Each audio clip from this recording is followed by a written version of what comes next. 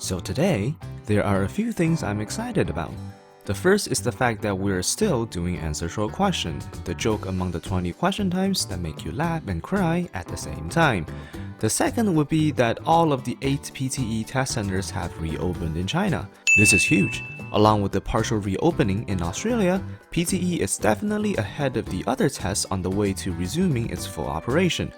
However, those aren't even the biggest news that I'd like to share with you today. The most exciting announcement was made earlier by the British government. They now recognize PTE academic as an acceptable test for applying visas. Do you realize the magnitude of this change?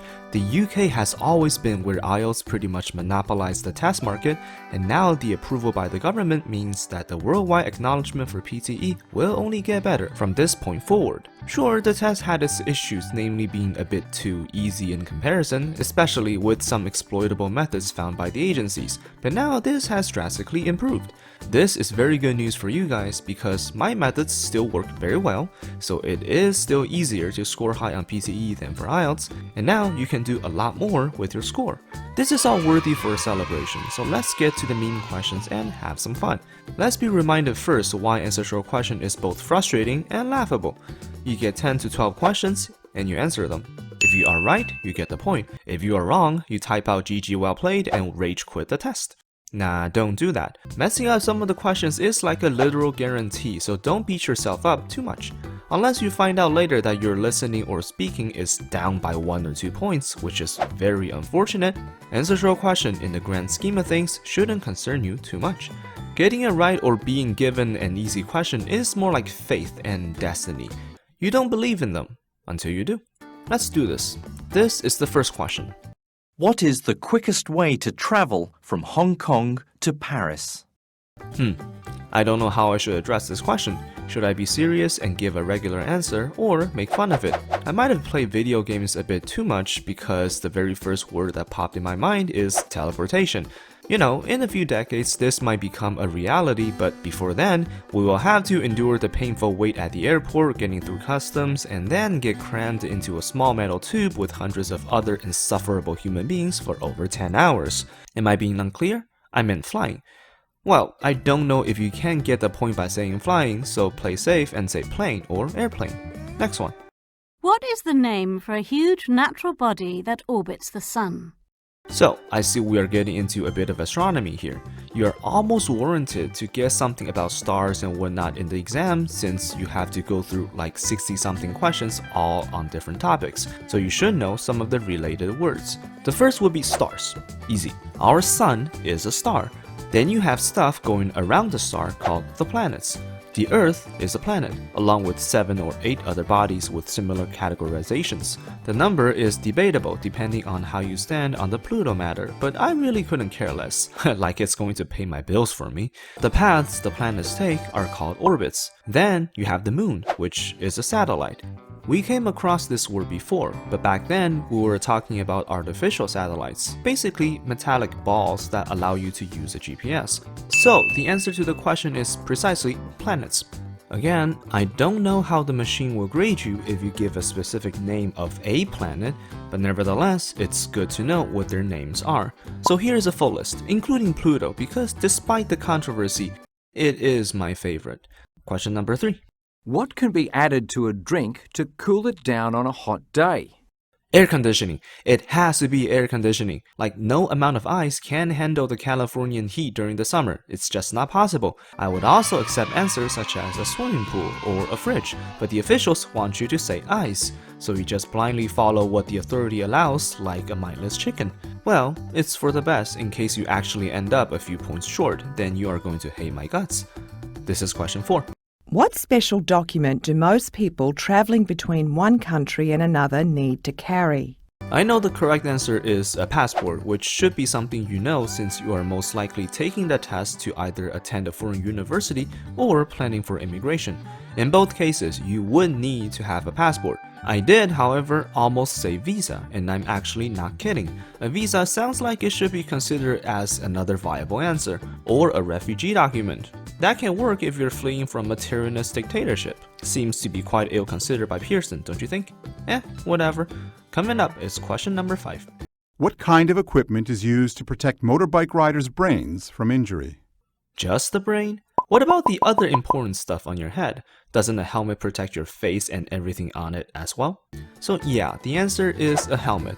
But for what it's worth, motorbikes just don't seem safe, especially here in California. I've seen way too many accidents on the freeway, and for some of them, you wouldn't survive in the car, let alone having your body fully exposed with a gimmick of a protection on your head.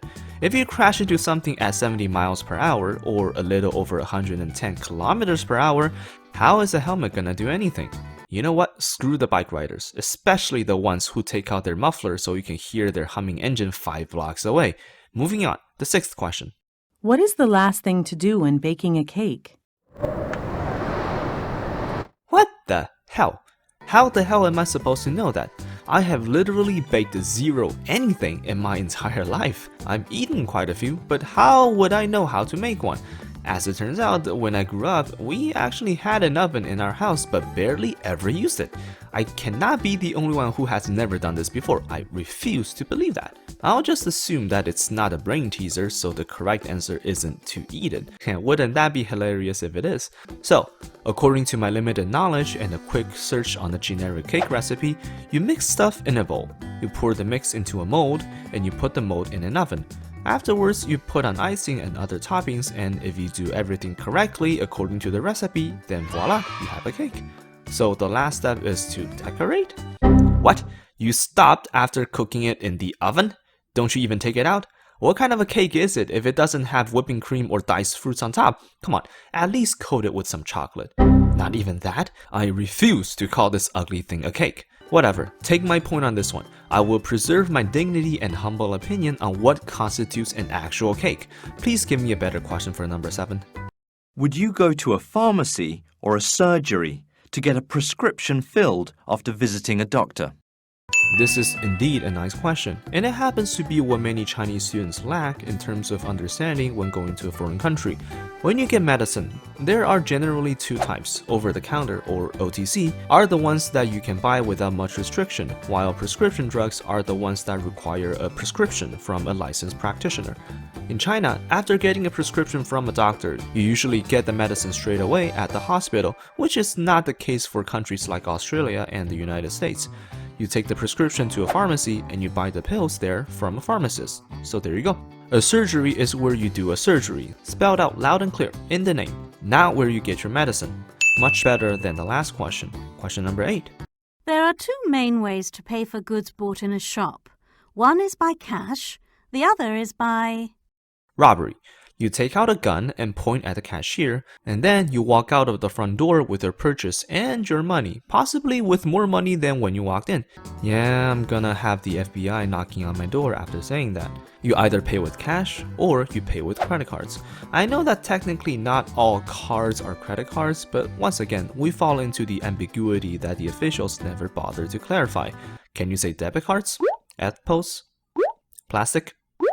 Online transfer? We will never know. Instead of obsessing over this one, let's focus on question 9.